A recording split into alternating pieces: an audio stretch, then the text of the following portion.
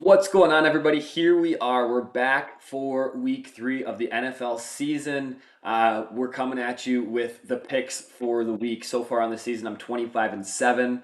I went 13-3 last week. Hoping to build on that. I think this is a really tough week to predict with tons of backup quarterbacks coming in, a lot of close matchups this week. So I think this is where your pick 'em pools are going to see some separation. A lot of favorites have won so far this year. I don't know about this week, though. Thursday night football, we got the Dolphins at the Bills. Bills by a million. Bills by a million. There is not a chance that the Dolphins win this game. There are so many question marks on that team. The Bills are really good. James Cook is a really good running back. Josh Allen is arguably the best quarterback in the league. And what surprises me the most about the Bills is how amazing their passing game is with the lack of weapons around Josh Allen in that passing game. I mean, Shakir, Coleman, like they're okay. Kincaid, I thought he was going to be great. He seems to be average. Dalton Knox drops the ball every third pass. So I don't understand. I mean, I do. It's Josh Allen. That's how the Bills are so good, and they're going to continue winning here Thursday night. Bengals at the Vikings here in a matchup of the backup quarterbacks. So JJ McCarthy and Joe Burrow are both out for Sunday. Burrow out for at least 3 months. My guess is the whole season. There's never been someone who has come back in the same season from that injury. Yes, it is a week 2 injury, but I would be surprised if we see Burrow unless the Bengals are in the playoffs. Jake Browning is 4-3 as a starter, and he throws the ball. I mean, last week he went out and threw 3 interceptions, but the Bengals still won the game. I definitely trust him more than I trust Carson Wentz. Wentz has started for 6 teams in 6 seasons. That says something. If 6 teams in the entire NFL did not want you on their team after, just a couple games played for them. So I definitely trust the Bengals offense a lot more than I trust the Vikings offense. Aaron Jones on IR for the Vikings. I really don't think that's going to be as big of a factor as people think. Jordan Mason can run the ball well. This is a tough game to pick. I'm picking the Vikings because of their defense, but I could really, really, really see the Bengals taking this one. But we are going to be going with the Vikings specifically because if there's anything that I trust in this game, it's the Vikings defense. Next up, we've got the Texans going to Jacksonville to play the Jaguars, and I'm picking the Jags in this game. I've got the Texans starting 0-3. I said it when I made my full season predictions for the Texans. Their offensive line is terrible. It's so bad. I don't remember exactly what I had for their record. I think I put them at 9-8, maybe 10-7, but I don't remember if it was 10-7 or 9-8. They're not looking good this season. Their offense, especially, they can't run the ball. They can't protect for Stroud. Nico Collins has hardly been able to get a reception here so far this season. So the Texans' offense looks really bad. Their defense is supposed to be really good, but Baker and the Bucks with that makeshift offensive line went up and down the field on them last week. So I just don't have a ton of confidence anywhere for the Texans. My thoughts on the Jaguars is at some point, Brian Thomas and Travis Hunter are going to be more involved in this offense, and that's when they're going to really start to step it up. And this could be the week. I'm not going to bet on Brian Thomas this week because he's probably going to be matched up with Stingley all week long. So I'm not super confident that this is the week where we all go, oh, finally Brian Thomas is Brian Thomas again. But I could see, Travis Hunter, De'Ami Brown, Parker Washington, Brenton Strange, ETN, all of those guys having a decent week this week. I look for this to be a low-scoring game. If Trevor Lawrence doesn't turn the ball over, the Jaguars win. If he does, it's going to be iffy, but either way, I'm picking the Jaguars. Next up, we got the Colts at the Colts at the Titans.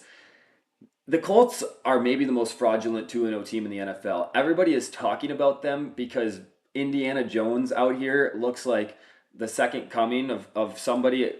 This is just nuts. I don't know what happened to him between going from New York to Indianapolis, but Indiana Jones is legit so far this season. He's coming back to earth though. I still think the Colts win this game, but there's just no chance that Daniel Jones is going to keep up what he's doing. The Colts' run game is really good, and that's why he's being freed up to kind of throw some passes downfield. The play action's working really well. Jonathan Taylor and that offensive line are really, really good together. Titans have surrendered over 300 rushing yards now through the first 2 weeks, and they're facing Taylor and that O-line. I just don't think that's a recipe for them to win. Cam Ward's starting to look good, but I just don't think that he's going to be able to keep up with the ball control that the Colts are going to have. Colts have not punted through the first two games of the season. No team has ever done that in history. Yes, they had a couple turnovers on downs and whatnot, but they still have not punted yet this year. They're going to punt this week, but Colts are going to get it done here. Raiders at the Commanders. This is an interesting one. It's looking like Marcus Mariota is going to be the starter for Washington here this week. And even if he is, I'm still picking the Commanders. I just don't think the Raiders' offensive line is any good. I mean, in week one, Genti had 44 yards after contact and 38 rushing yards. If that doesn't say anything, like this offensive line is terrible. Genti as well, his pass blocking looked so bad last week. He got exposed. He looked like he had like a lack of effort even at times, which is not something that I thought I'd ever say about Ashton Genti. But yeah, this Raiders team has a lot of weapons. Geno Smith, the turnovers last week killed you guys, and I just think that the Commanders are going to play better ball control. They're going to be safer with the football, even with Mariota. He started a few games for him last year and looked okay. He took care of the football, and I think that's going to be the recipe for this game is just taking care of the football, not making mistakes, and I think the Commanders are going to do better than that, better than the Raiders at that. Next up, we got the Rams at the Eagles in a divisional rematch here from last season's playoffs. This is an interesting game, and I'm really, really, really tempted to pick the Rams, especially because I think so much of the public is going to be going with the Eagles. But ultimately, I got to go with who I think is going to win the game, and I just think the Eagles are going to eke this one out. What worries me is Devontae Adams and Puka Nacua. Who's going to cover them for the Eagles? I mean, Quinyon Mitchell is not that great, and he can only cover one of the two. I think that this could be a higher scoring game. I think the Rams offense is going to move up and down on this Eagles defense that we thought was really elite coming into the season. The reality for the Eagles, though, is they just haven't looked like themselves yet this season. And the second that they start to look more like themselves, we're going to think they're a very dangerous team. I think people are sleeping on the Eagles a little bit, even though they're 2-0 and consensus a top 5 team. We talked about them all year last year as like one of the top 2, top 3 teams, and this year they're not in that conversation yet. I don't think they necessarily deserve to be based off their play, but if the Eagles right the ship here and start to really play like the Eagles can play, they're going to go out and win this game for sure. But I expect a close, high-scoring game here, and yeah, this is going to be a fun one to watch. Next up, we got the Falcons at the Panthers.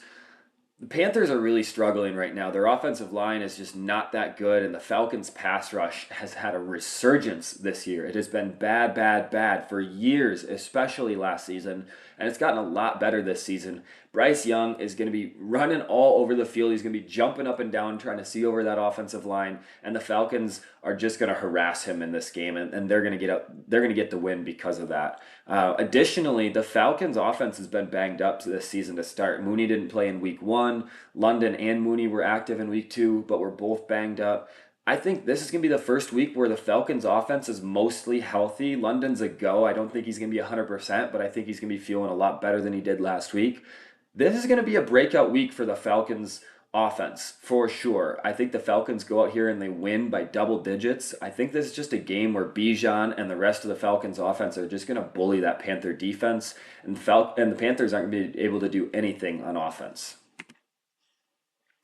Next up, I got the Steelers at the Patriots. This is a tough one. The Steelers are really banged up on defense, and their defense hasn't even looked good so far this season. I mean, they gave up a pile of points to the Jets. That week versus the loss versus Seattle last week was embarrassing for the Steelers. Specifically, that play that we all saw, Caleb Johnson just giving them the free touchdown on the kickoff. Yes, if you don't understand the rules, that's one thing, but he touched the ball and then it traveled into the end zone, and he still didn't go and pick it up. He just started walking to the sidelines, and the Seahawks got a free touchdown. Nonetheless, Seahawks would have won that game, but that was just embarrassing for Caleb Johnson and the Steelers. I am picking the Steelers in this game, but I'm not feeling that good about it. The reason I'm picking them is the names for the Steelers are just, they're going to go out there and they're going to win the game for the Steelers. I mean, Watt, Ramsey, Hayward, that defense is still pretty good, even though they've looked pretty bad so far. I mean, you've got Rodgers and Metcalf on the offense. It's just better than what the Patriots have to offer. Drake May has looked really good this season. The weapons around him are just not that great. I do hope Travion Henderson gets more involved soon, even though Stevenson had a big game last week. We've seen flashes of Stevenson. We know what he is, though, and he's not going to change. He's still slow Ramondre Stevenson who can't hit a hole. I mean, they need to get Travion Henderson involved fast. But the Steelers are just a better team than the Patriots, and they're going to prove it here with the win. Next up, we got the Packers at the Browns. Yes, I'm a Packer fan, but I would argue they look like the best team in the NFL right now. They have whooped on two playoff teams from last year, and not just two playoff teams, but two playoff teams that won a game in the playoffs last year. And this Packers defense really is the reason why they look so good. Everyone was hating on their corners in the offseason. Nixon's looked really good. The other guys have filled in good enough. But this pass rush with Micah Parsons it's unstoppable. And it's making it so much easier for the guys in the back seven to play defense. Parsons has 10 pressures in 2 games. He's a freaking beast for that defense. And that's why the Packers are the best team in the NFL right now, in my opinion. Offense is just starting to figure it out, and it's really banged up at this point too. Watson's not on the field. Reed just went down last week with a broken collarbone. He had double surgery on his foot and his collarbone, so we're going to have those guys back late in the season. So the Packers look really, really good, and that's all I want to say about this game because the Browns are terrible. The only good thing they have on their team is Myles Garrett. They need to trade him away for draft picks before his career's over. There is not a chance that the Browns win this game. I could sneakily see them keep it closer than people expect, though. There's just not a chance that they win this game, and Flacco's losing his job soon. Next up, we've got the Jets at the Buccaneers. No Justin Fields for the Jets is the story this week. Tyrod Taylor is looking to be the starter here this week. Buccaneers are going to go out and get this one done. They're definitely a good pick if for your elimination pools this week. I mean, going up against the Jets. The reason I'm not taking them is because they've got a pretty easy schedule later in the year, and they're a good team to stash. But Bucks are going to get it done here. They look really good to start the season. Baker Mayfield is a beast. I mean, he is playmaker Mayfield. He is tough. He talks the talk. He walks the walk. Baker Mayfield is legit. I'm excited to see what he can do with this Bucks team when they start to get healthier and get Godwin, McMillan back. They're going to be really dangerous. And I've got them going out and get the win against the Jets here. Broncos at the Chargers in a little divisional matchup. I'm very excited to see this game. I thought this was going to be a harder game to pick if you would have asked me a couple weeks ago, but Bo Nix inconsistency is why I'm going with the Chargers this week, and I'm feeling really good about that pick. Chargers look fantastic to start the season. Justin Herbert is a really legit quarterback. I don't think he gets the respect that he deserves as one of the best quarterbacks in this league. The Chargers have built some weapons around him, which is making him look pretty good. That offensive line is still good despite losing Rashawn Slater or before the season started for the entire year. Chargers are a really good football team. Their defense looks really good. Khalil Mack, fortunately, did not suffer a season-ending injury. Just dislocated that elbow. He's going to be out for a few weeks, but he will be back. Broncos got run over last week by the Colts, and that really surprised me. I thought this defense was going to stand better. So I see the Chargers putting up a fair amount of points. I think they're going to get back to the run a little bit more this week. They've been throwing the ball a lot so far, and they're still going to throw it. But I think the Chargers are going to lean on the run game here a little bit heavier, and they're going to get it done against the Broncos. Next up, we've got the Saints going to Seattle to play the Seahawks. Seahawks are my pick for elimination this week, if that tells you anything about how confident I am in the Seahawks. I think Sam Darnold is a trash quarterback. I think he could go out and throw 2 interceptions and they still win this game. The Saints are a terrible football team, arguably the worst in the NFL. And the thing is, Spencer Rattler's played pretty good through the first 2 weeks. I wonder what the Saints look like when he's not playing pretty good. So the Saints team just has no talent on either side of the ball. Alvin Kamara might be the only good player on this team. Seahawks get this one done easily. Their defense is looking really good. Their run game finally stepped it up just a little bit last week. Their offensive line is still really iffy, but the Seahawks definitely get it done this week. Next up, we got the Cowboys going to Chicago to play the Bears. Matt Eberflus revenge game. He's now the defensive coordinator for the Cowboys. Used to be the head coach for the Bears. He was embarrassing as a head coach for the Bears, and he's looking embarrassing as a defensive coordinator so far for the Cowboys. That performance versus the New York Giants last week was awful from that Cowboys defense. I don't think Matt Eberflus is a good coach, but he's going to get his revenge on the Bears this week. I'm picking the Cowboys to get the road win versus the Bears. Caleb Williams is literally only good for the first 20-25 plays of the game. He can only play the plays that are scripted, that Ben Johnson has written out for him. This is what you're going to look for. This is what you're going to see. This is what you're going to do. Past that, Caleb Williams does not know how to play quarterback. I don't think he's a good NFL quarterback. I think he's proving to all of us that he makes too many mistakes. He doesn't have any willingness to sit in the pocket, even though the Bears have a decent offensive line this year. He's been sacked a lot in his career, and I think you can actually blame him for a lot of that. Not throwing the ball away, scrambling when he doesn't need to. Their offensive line was bad last year, but he's getting sacked this year in times where he definitely doesn't need to. These defenses are absolutely horrible to start the season, and this is going to be a freaking shootout.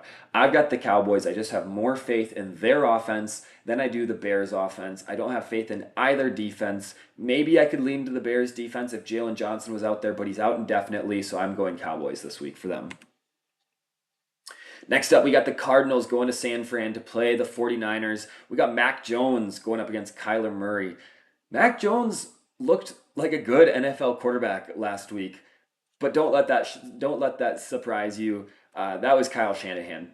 Kyle Shanahan was the reason why Mac Jones looked good, and honestly, I think he's the reason why Brock Purdy looks good. Put Brock Purdy in any other offense, I don't think he's that good of a quarterback. Hate me for it. I know the stats tell you that Brock Purdy is a really good, really efficient quarterback, and he is. That's Shanahan in that offense. This is a tough game to call. I think the Cardinals could definitely win this one. They've surprised people a little bit this year, but I still think they look mediocre.